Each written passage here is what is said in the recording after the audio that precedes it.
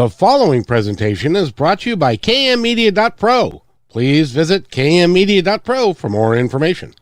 Now stay right where you are as we present. Welcome to Positive Talk Radio, evolving ideas, one conversation at a time. Great guests, dynamic stories and interviews, plus new thoughts on a wide range of topics and concepts. I hope that you'll hang with me, Kevin McDonald, my friends, and of course, you. As together we work to understand why we are all here and what we can do to make our world a better place for all of us. To be happy, be kind, and live in peace together. Yep, that's Positive Talk Radio.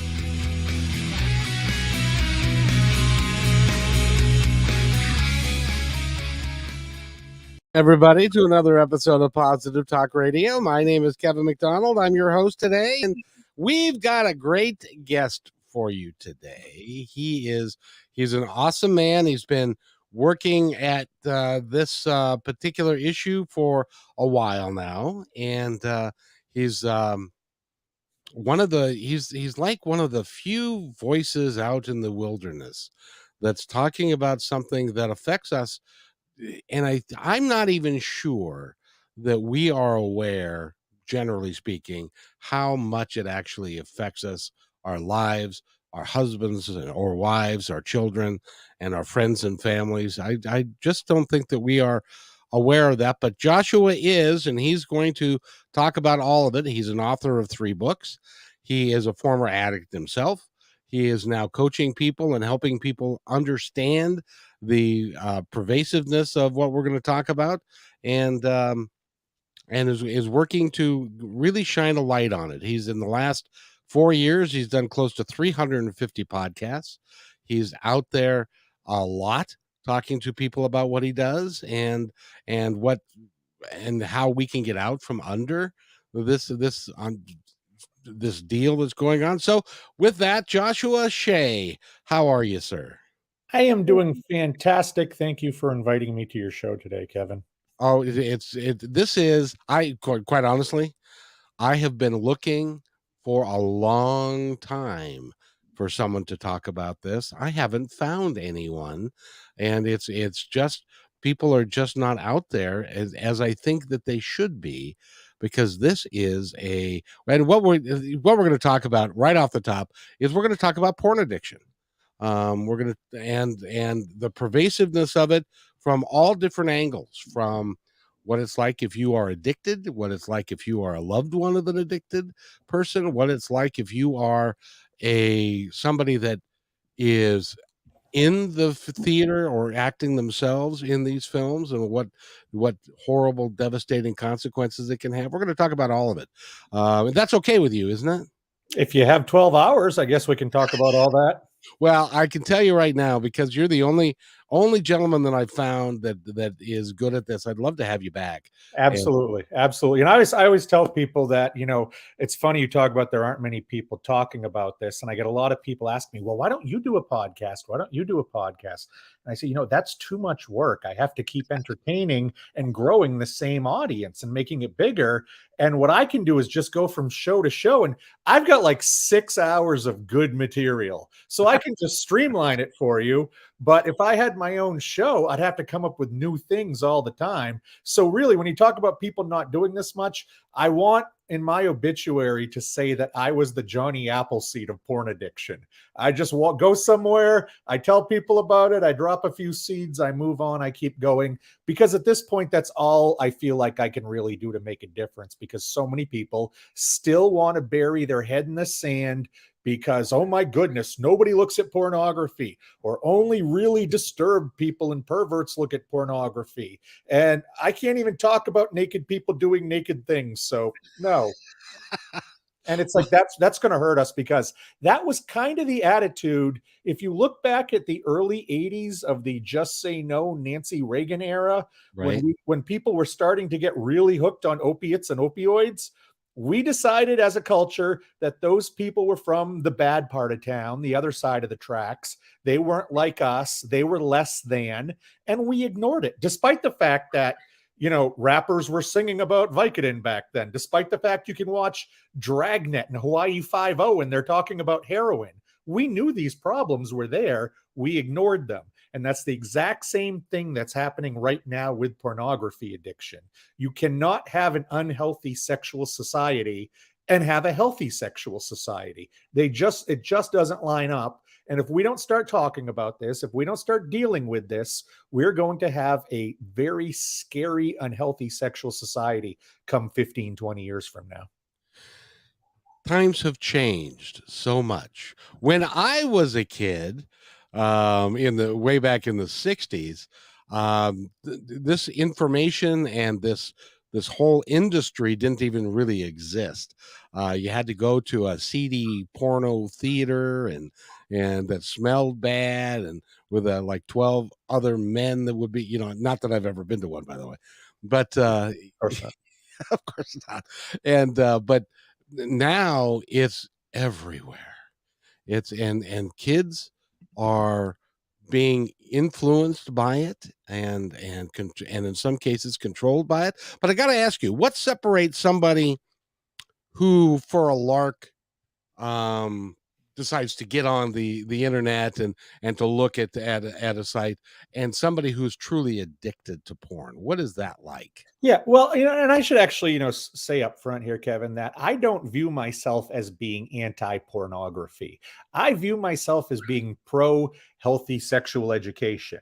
And the reality is, it's completely normal to wonder what naked people look like. It's completely normal to want to see depictions of sexuality, especially when you're at an age that your body's changing and it's kind of, weird things are happening and suddenly you're interested in other people and sexuality and that kind of stuff. It's also ridiculous to be anti-porn because if you look at the people who tried, mostly very conservative religious types or very radical feminists back in the 60s and 70s, none of their arguments worked. They didn't do one iota to help anything. So you're not going to get rid of pornography. It's in cave paintings. It's on the artifacts you find in an Egyptian exhibit at a museum. The Kama Sutra, which still is probably the greatest sex manual ever invented in very conservative India, is hundreds of years old. So we're not going to get rid of depictions of sexuality. We've always wanted to see them. It's always been a curious thing. There's nothing wrong with that. It's completely natural. I don't care what the pilgrims told their kids. It's completely natural. And what we have to realize, though, is that the way that pornography has changed over the last 3 decades or so, especially the last 15 years with high-speed internet and social media, that it's now being delivered at a rate and at an extreme content level that it actually is causing problems out there and that we can measure it. And as an addiction, it's really like any other addiction. Addiction is addiction is addiction. If I'm a food addict, the addiction isn't in my stomach. If I'm a cocaine addict, the addiction's not in my nose. And if I'm a porn addict, the addiction isn't between my legs. All addiction takes place in the brain. That's where the problem is. And somebody who, is curious and looks once in a while, that's fine. And if it's not, disturbing their lives, if it's not against whatever moral code they have, if it's not creating a less, hospitable environment for their life. I was also an alcoholic and I've got a wife who we can go out to eat at a restaurant. She can have one glass of wine and that's it for the week. If I went to a restaurant in my drinking days, I didn't waste money on food because that would only take place of the alcohol. It's an excessive thing and it's about, using something to an excessive degree to the point where it is either starting to, or you recognize it can cause negative effects in your life in many different ways, but you are still so compulsive with it that you can't stop. And that includes making promises to yourself about your behavior and not being able to keep them.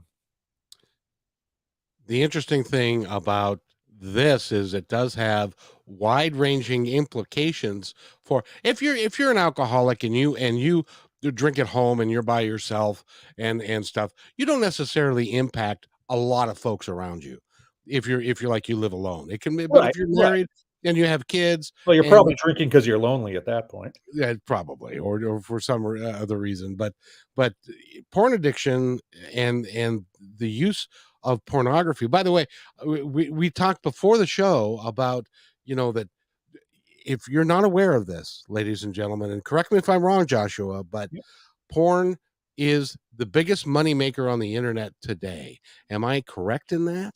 Well, with any statistics, you can manipulate them any way you want. The reality is, nobody knows exactly how much the pornography industry is worth because most of these companies are not based in the United States or in any countries where you have to actually do financial filings. A lot of them are more shadow companies. And the other thing is, you have to then define pornography. Would you say that, what Playboy does is pornography? Some people say it is. Some people say it isn't. Some people say any R-rated movie is pornography. Some people say unless intercourse is depicted, it's not pornography. So, it's one of these things about labels that one of my favorite quotes was from Justice Potter when there was the obscenity trial years ago.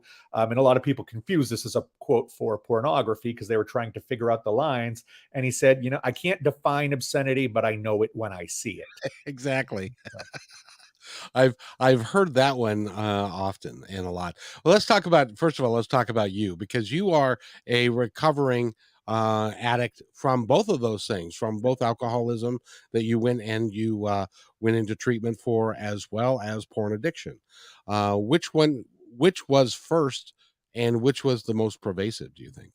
Well, what was interesting was that I didn't know truly that I was a porn addict when I went to rehab for alcoholism. I basically had a bunch of people in my life say this has to stop because I had recently lost my job, a job where I owned 1/3 of the company, among other things that I was doing. But people could see that I was a drunk. You can't hide that very well. You slur, you stumble, you smell like it. It's pretty easy to hide the fact you're a porn addict. So people weren't looking to see if I was a porn addict, and I wasn't even really looking. I thought that my porn use was just a poor decision that I made when I drank, because I became a porn addict at 12. I became an alcoholic at 14. Those two things pretty much lived in tandem after that. I knew I looked at porn differently than other people, and I knew that from a young age, but I thought it was alcoholism, and I went to rehab. I agreed to go to rehab. I thought I could do the whole fake it till you make it thing. I'd go there for 28 days, just like Sandra Bullock did in the movies. And my first week, it was in one ear and out the other and whatever. And then I don't know what happened. Maybe it was the dry air. I don't know. But it was all of a sudden like a light bulb moment where it was like, oh my God, they're talking about me here. They are absolutely talking about me. Somebody who thinks he's too clever for his own good, somebody who thinks statistics and science don't apply to them. And, somebody who is escaping a lot of things or is trying to manage a lot of things and justifies using. So it clicked for me. And then it started to become a very worthwhile experience. After about 5 or 6 weeks there, my case manager, told me that I think you may have some issues around pornography. And I'd like you to meet somebody I know who is off campus here. And so I went and met this guy. I was in Southern California at the time, and he was a certified sex addiction therapist. And it only took about 45 minutes for him to finally crack the code in my head that taught me addiction is truly a disease. Even if it's a disease at the very beginning of our own making, it's still a disease. And that I had porn addiction was a disease. Porn addiction was a real thing. And that it predated my alcoholism. And it probably, in a lot of ways, contributed more negatively to my life than the alcoholism did. Once I discovered that, I saw him probably another half dozen times before I left. I spent about 10 weeks at that rehab. When I came home, I sat down with my therapist, who I had just started seeing before I left, and said, there's a porn problem here. And we began to explore it. And then about 9 months later, I went to rehab in Texas, for porn and sex addiction. And it was great because I hadn't used porn in nearly a year at that point. So I didn't have to go through a lot of the elementary kind of detox stuff. I was able to jump right into the hard work. And that hard work was learning that addictions are really just a symptom of a bigger problem.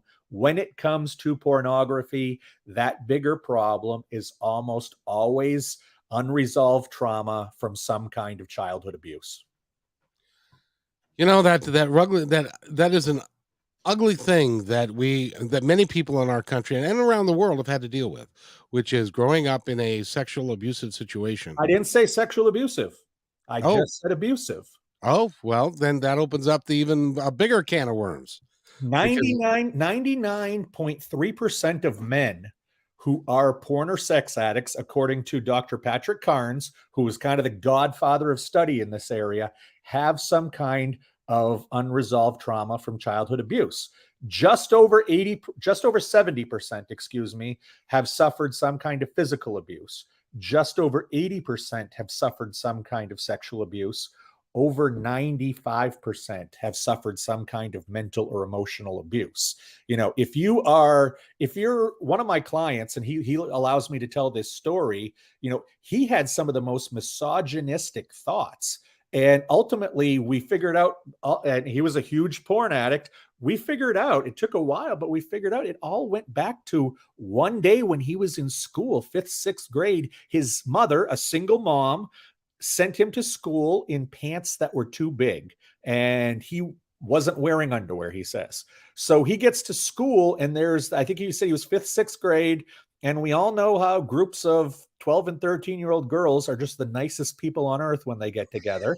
And they started harassing him and bullying him and making fun of the fact that they could see his butt in the back of his pants, and calling him names, making him feel bad about it. What he learned that day was that his mother didn't care about him. She got him these pants. She just gave them to him. Even though his father abandoned them, he developed issues with his mom because he thought she didn't care because of this pants incident. And then he developed this whole issue with pretty girls or talking to girls, nice girls. He couldn't do it because of that day. And that was just a one day of hardcore bullying, but he made some real decisions based on that day. That's the kind of mental and emotional abuse that I'm talking about. And it took us a few months to get through it and to figure out exactly where it was. Like it takes most people a while to truly get to the root of their trauma. But once you get there, it becomes so crystal clear. This is how you've been living your life. You made some very uneven decisions. You reached some wrong conclusions, and you developed maladaptive practices to dealing with life. And most people who end up 13 or 14 years old getting addicted to porn, they're still using it at 25. They're not using it for the same reasons. What they've learned is that the pornography made them feel good when this one horrible trauma happened when they were young. And so it must work for everything. And that's what ultimately happens, is that people repress, people forget the kind of, abuse that happened, and they bury it with the trauma. So it just becomes a coping mechanism that we use. Bad day at work, I'll go look at pornography. Not happy today, I'll go look at pornography. Addictions generally are just that cure-all and that panacea for not feeling good in the moment. But if you go back, they are rooted in trauma almost always. And that's really why all of us, and we've talked about this quite a bit on the show, is that all of us can use a therapist at one point, or a coach, or somebody to help us through, because there are a lot of times we can't see it. And many times we have forgotten, and I'm sure that you can validate this, that many times the abuse that we suffered when we were kids, we've buried so deeply in our psyche that we don't want to bring them back up, but it manifests itself in other ways. Is that true? Absolutely. And I mean, I don't mind sharing, because I have, other places, that my abuse was both sexual abuse and emotional mental abuse at the hands of a babysitter that I went to between the ages of about 2 and 6, 2 and 7. And At the time, I didn't recognize it was sexual abuse. It was actually kind of compelling to me in a way, because my parents were very conservative Catholic school teachers, and I felt very safe with them. And my mom would let me watch a Rambo movie on HBO in the 1980s, but God forbid you see a butt crack or a breast or anything like that on HBO. Change the channel, change the channel, change the channel. So I go to this babysitter's house, and it's just way more relaxed and chill with the sex stuff. Now, I didn't realize that it was not just inappropriate, it did move into abusive in many, many instances. And I both watched and had abuse happen to me. Then I look at how I dated girls when I was a teenager. I look at that first time where me and a bunch of male friends, somebody had a videotape of porn and popped it in, and everybody was laughing, and I felt crazy about it. And I look at, the whole fight or flight thing. Any opportunity I ever had to do things like play spin the bottle or go skinny dipping, any of that normal childhood, explore your sexuality kind of stuff, I ran the other direction from. It absolutely pervades your life. Your life is completely interconnected. And that's one of the things that I had noticed going through recovery and with my own clients now, is that we try to compartmentalize so much of our life and just manage little chunks at a time and treat them as independent silos of each other. But the reality is, your life it's like a jigsaw puzzle. You can try to keep the little pieces apart, but you don't get the full picture of your life until you put the pieces together. And yes, there may be one piece here and one piece over here that are 9 pieces apart, but you can draw many different paths to get to those 2 pieces together. It is all interconnected. And that's what people need to do, is to put those pieces of their lives together and then take a step back and recognize, oh, this is how I ended up the way I did. This is how I got to where I am today. It's not nearly as hard to get rid of an addiction as it is to create the narrative of how you became the person you are. I always tell clients, we're going to be doing 20 to 25% addiction work to talk about your triggers, to get you to slow down, to get you to manage this. But ultimately, we have to deal with the trauma stuff. The addiction is a bandage you put on a very deep cut.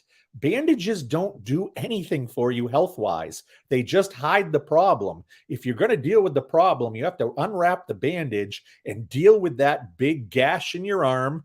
And once that heals, you'll have a scar. You're going to have a scar. We can't go back in time and change your trauma. Unresolved trauma just becomes resolved. It doesn't, automatically not have happened.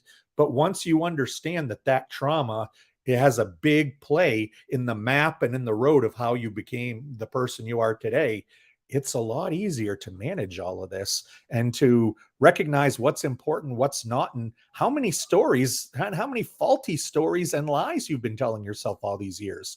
People say addicts are the greatest gaslighters, and that is very true, but we gaslight ourselves better than anybody else.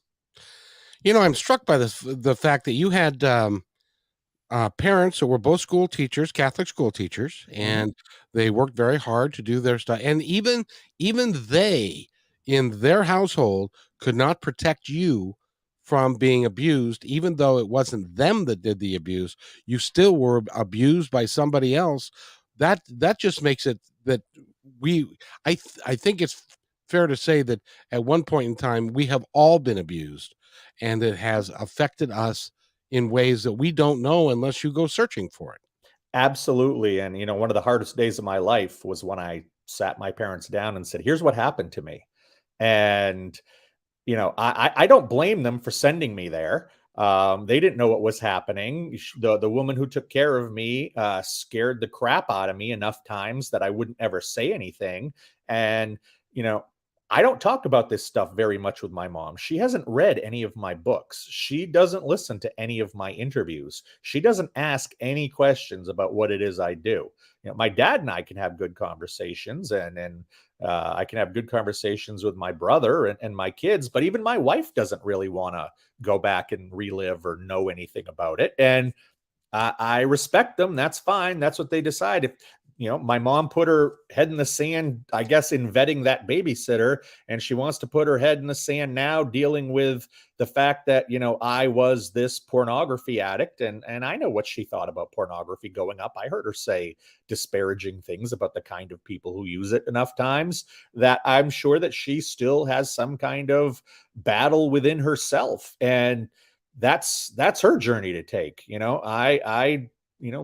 You should not be judged based on your addictions. You should not be judged based on the worst mistakes you make in your life. You should not be judged if you're sick, and mentally ill. Now, that doesn't mean that you can go off and kill people. You can't go to a judge and say, I was a porn addict, or I have ADD, or I'm bipolar, or that doesn't hold water. You have responsibility, but I think that in society, what we are starting to recognize, but need to continue pushing, is that some of these things that we used to say make people bad people are not bad people things at all. It's things that make them sick. And I probably became an alcoholic and a porn addict because that's what I could get my hands on at the time. Thank God it wasn't heroin or meth or what have you.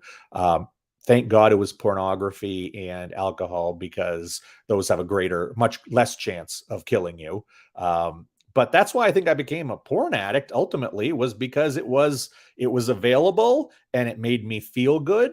And why go looking for more when that does the trick? Exactly. And the interesting thing that I found in my own life, one time I had a conversation with my two siblings, and we were just talking about our family growing up in the house and the house that we lived in and stuff. It became clear after a little while that we each had a different experience of what happened in that house, one versus the other, that it was a completely different experience that we all had. So it really is something that we all experience. And go ahead. I remember some, and I'm not going to get into them, but I remember a couple very graphic things happening to my younger brother at that babysitter's house, far worse than happened to me.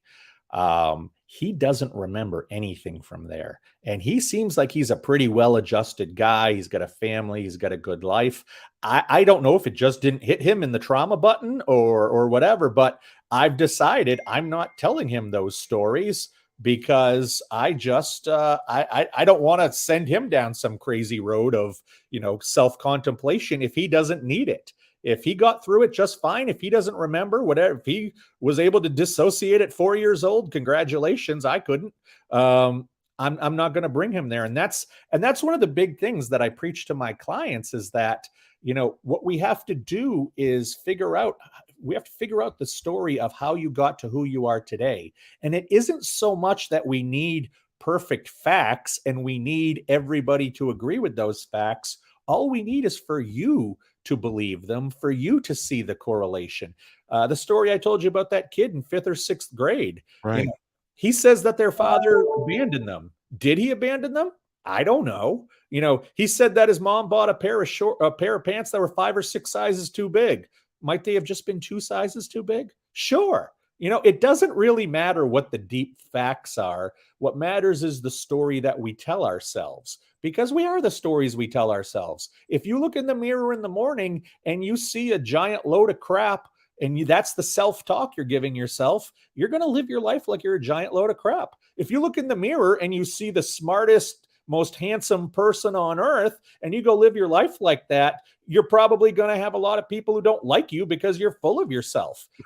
You need to get some kind of accurate view of who you are. And that's what I see my coaching as. Whether I'm helping you with porn addiction, sex addiction, whether I'm helping a couple get through infidelity, whether I'm helping a woman get through betrayal trauma, and it can be any version of gender or sexuality, in any of those, of course.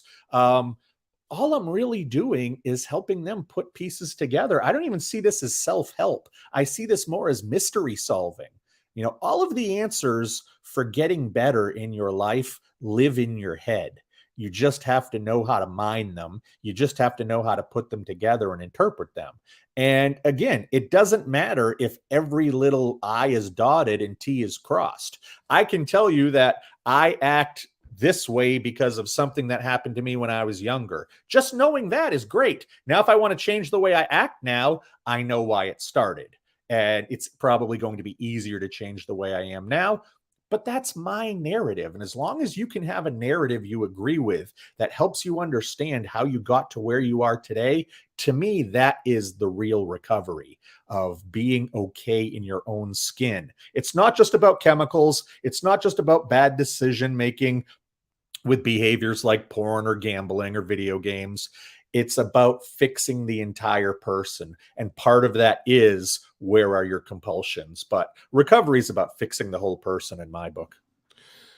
Why is it that we tend to take on the stories that people are telling us about us, and we're not looking at ourselves, and we start believing what other people are telling us and not necessarily what we believe about ourselves, and it affects us so much? Why does our brain do that to us?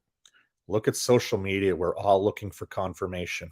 We're all looking for confirmation of are we okay? Are we doing well? What does the group think? And I also think that the human brain is wired to do the least amount of work, whether that's physical or mental, as possible. And if you've got 10 people telling you that you're a loser, well, you can either try to prove to them you're a winner. You can tell yourself I'm a winner, but gee, I've got 10 people telling me I'm a loser. And if I don't have the skills, if I don't have the nurturing, if I don't have the critical thinking to understand why they're wrong, it's just easier for myself and my body and my mind to agree with them and start living that narrative. But it's important for all of us to understand that the stories that we tell ourselves, I've heard lots and lots and lots and lots of people tell stories about being a victim, about what's happened to them in the past, and they're not necessarily willing to take responsibility for those stories or how they play out and then actively work to change it. They're just saying, wow, that's just the way I am. Do What you find that to be true? there Yeah, I do. And I don't want to slam anybody who does this, because my heart goes out to everybody, but we all have trauma. None of us come from the perfect family. We all have issues. And I think that there are, in the younger generation now, I think that there are a lot of people who at 16 or 18 or 20 realize that they didn't come from the perfect family or the perfect world. Or once college goes bad and they stop living the script that mom and dad gave them, they realize that there are a few problems. Everybody wants to claim that they're neurodivergent now. And in some sad ways, I think that mental health issues have almost become a sort of, I don't want to say fad, but sort of a romantic notion. It's And it's if that's the way that you feel like you have to get acceptance, whether it's among your peers or on the internet, that's sad. I mean, I think it's horrible if that's the only way that you can get people to pay attention to you, or you can feel like you can fit in, is to identify as having some kind of mental problem.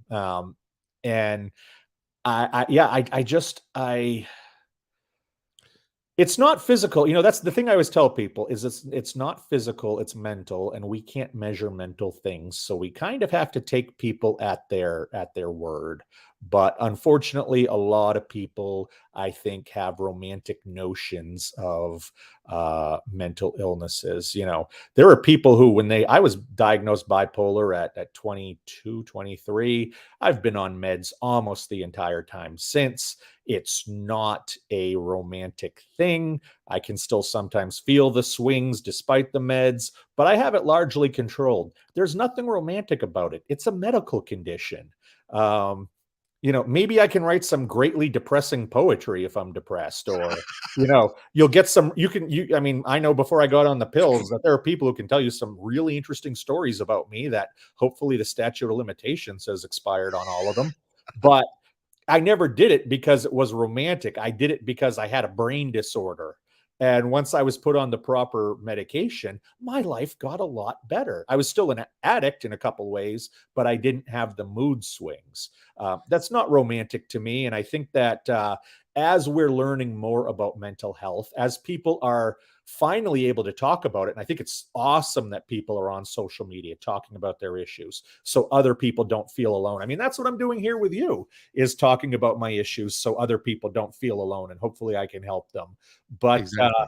it's not, it's not a romantic thing. And when I tell people, yeah, I was a porn addict, they're, oh, that's the addiction you want to have. No, not really, because I'm not using porn the way you use porn. I use it for a completely different reason than you do. It's not the greatest thing to have. It's like, oh man, I wish I was one of those 14-year-olds who had the gym teacher that, had sex with him. And it's like, no, I've actually talked to some of these people. You don't wish you're that person. That's not a That cool person thing. never turns out very, very good, at least in the short term. So, again, it just comes down to education, whether it's these sexual issues or whether it's mental health as a whole.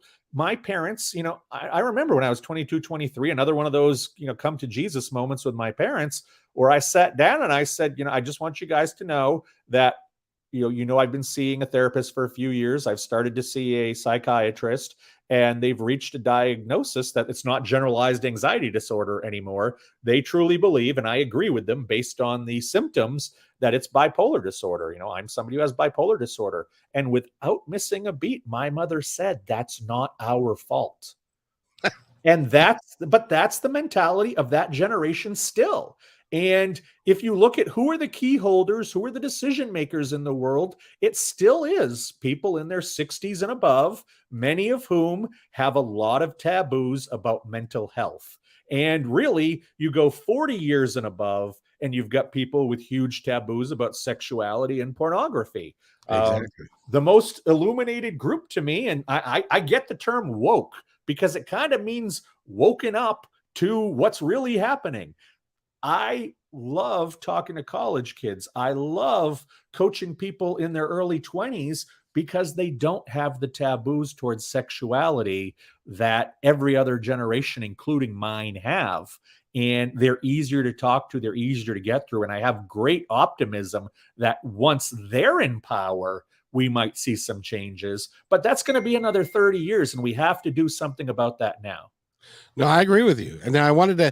I think kids today are a lot more enlightened than they used to be. But I wanted to touch this with you because I've got a couple of friends, and they've got like 4 teenage sons, and God bless them.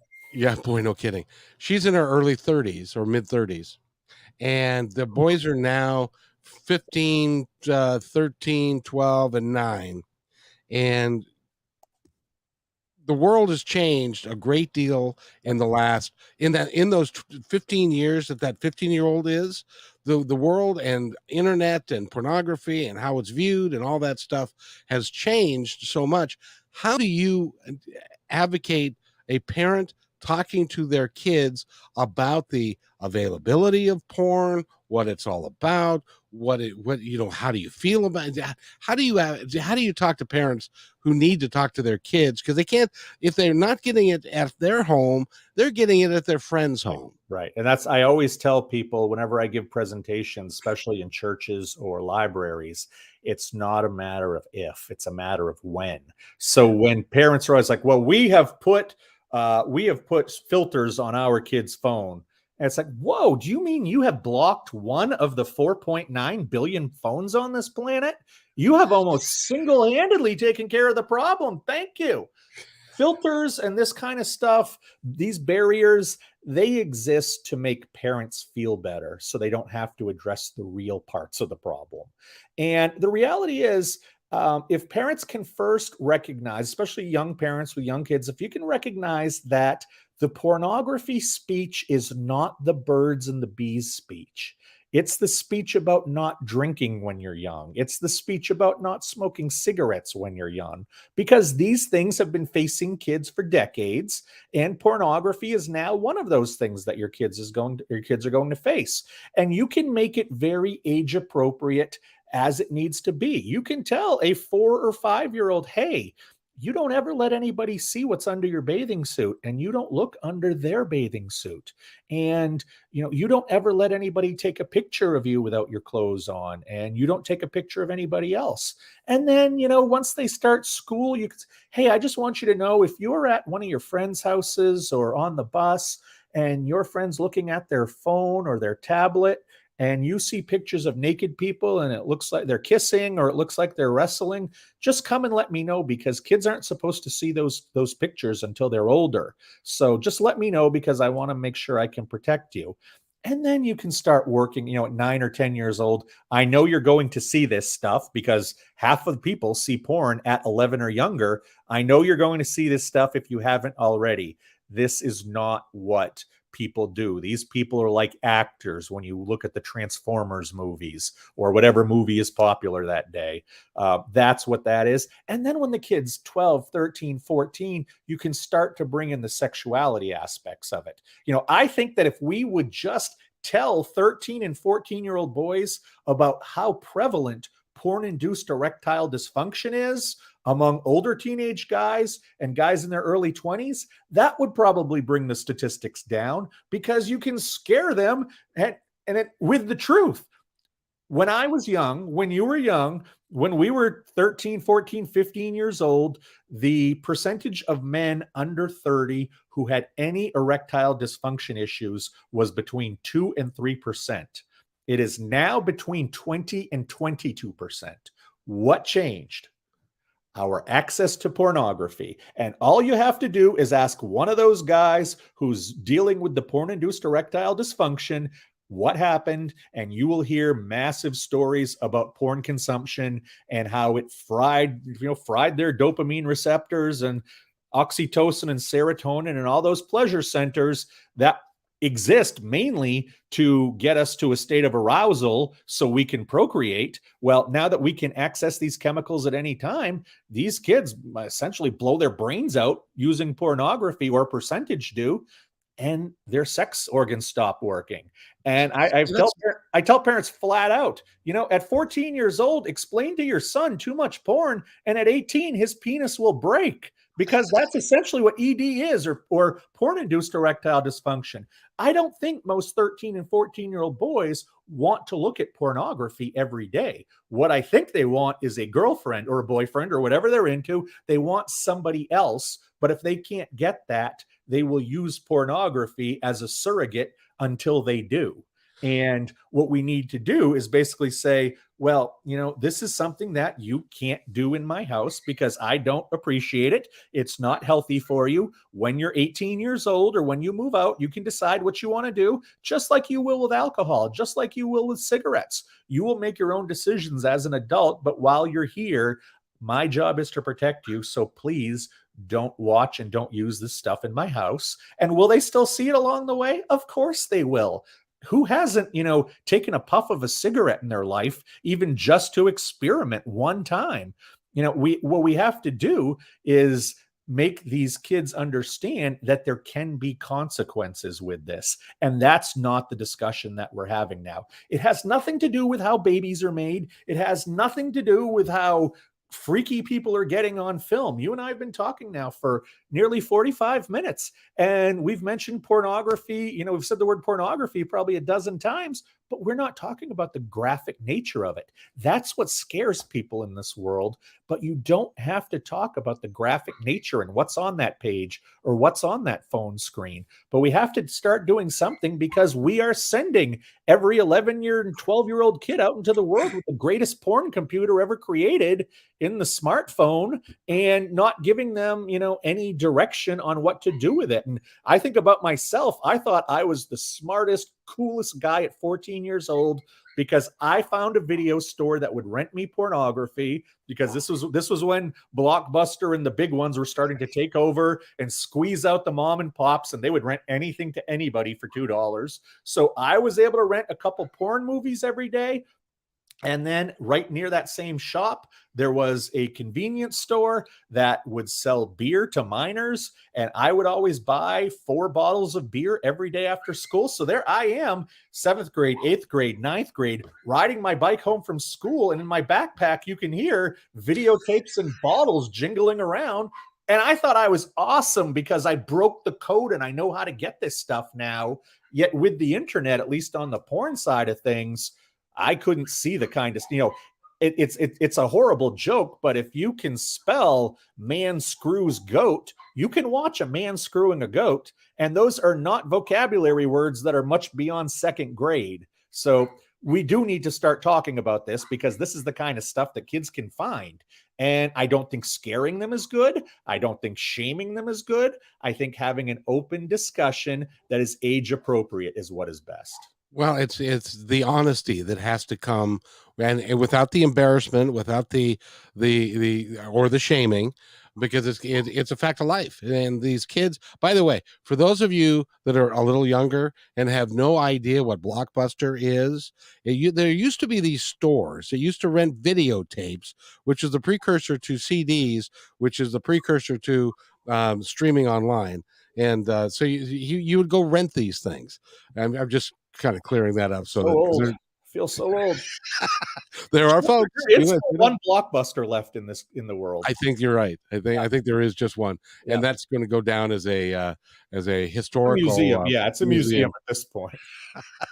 But it's important for parents, especially with teenage kids, boys, that they understand that it's I cannot imagine. See, Joshua, when I was growing up, the biggest concern that I had when I was 12 or 13 years old was what baseball mitt was I going to get, or where were we going to go play a pickup game and that kind of stuff, or where I was going to ride my bike to. Now it's like they've got adult decisions that they're making it at these. Yes, really? no. I mean, my dad, he's older than you. He tells stories of having to jump under his desk in school during air raid drills. Because apparently in the 1950s, a desk was going to save you from nuclear war.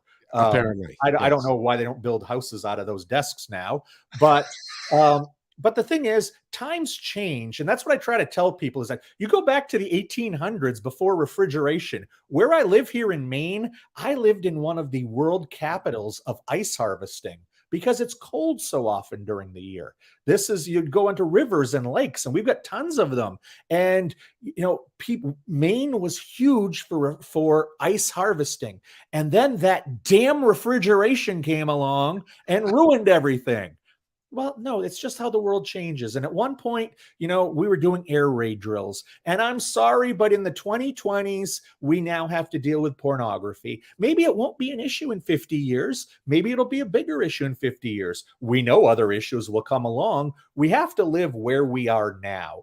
Older generations didn't have it easier or harder.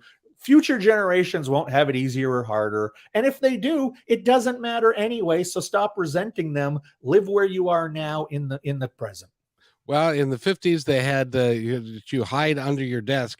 Now in the 2020s, you are hiding in the closet because there is an active shooter drill.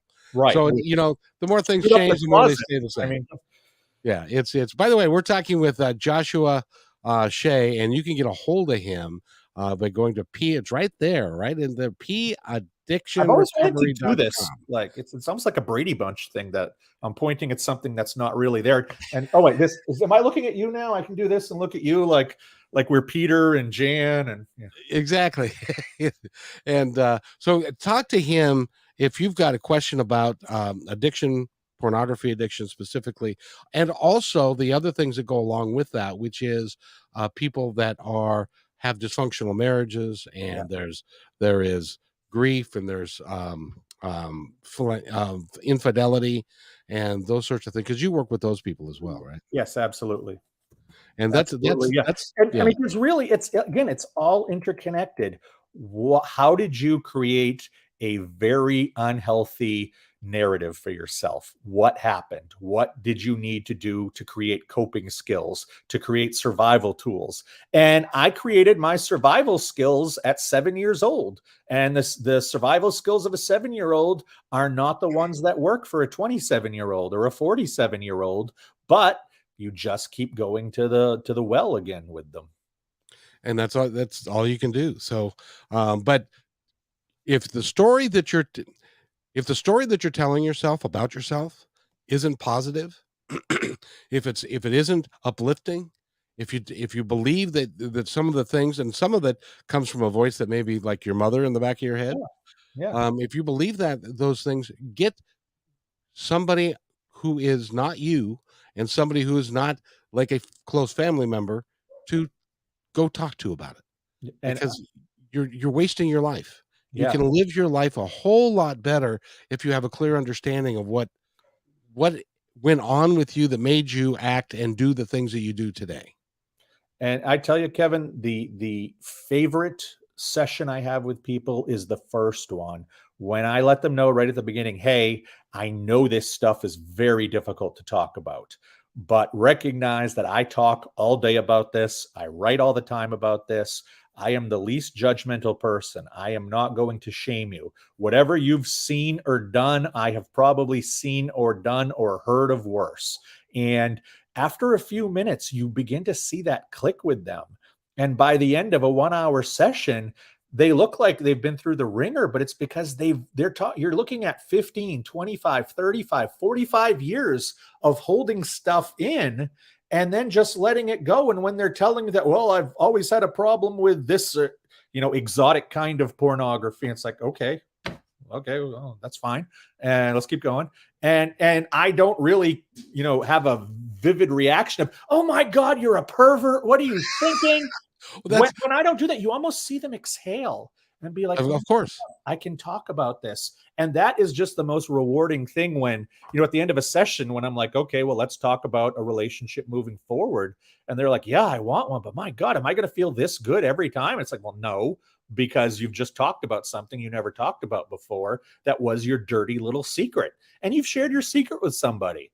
And there's nothing wrong with your secret. That doesn't make you a bad person.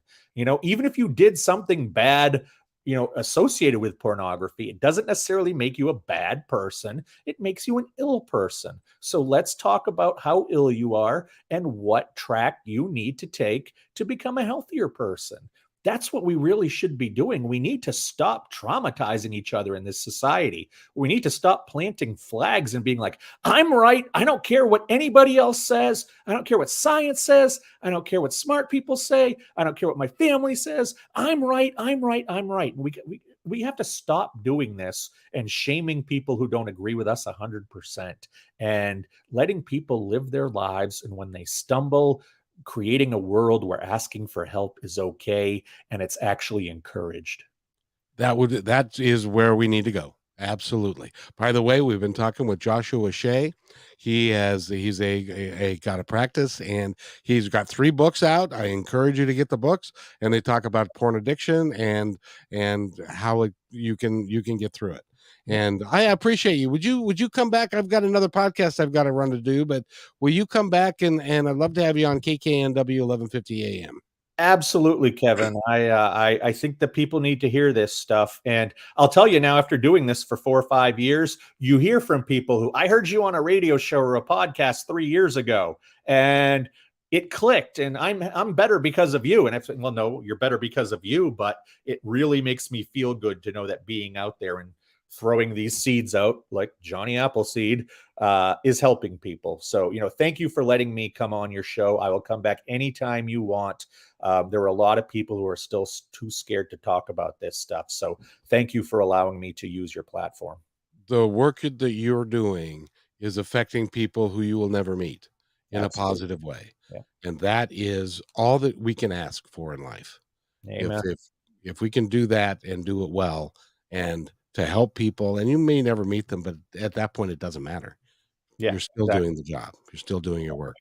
Joshua, thank you so much for being here. Go to addictrecovery.com, which is right there where his finger is, and get all the information you need about him. My Price is Right model move.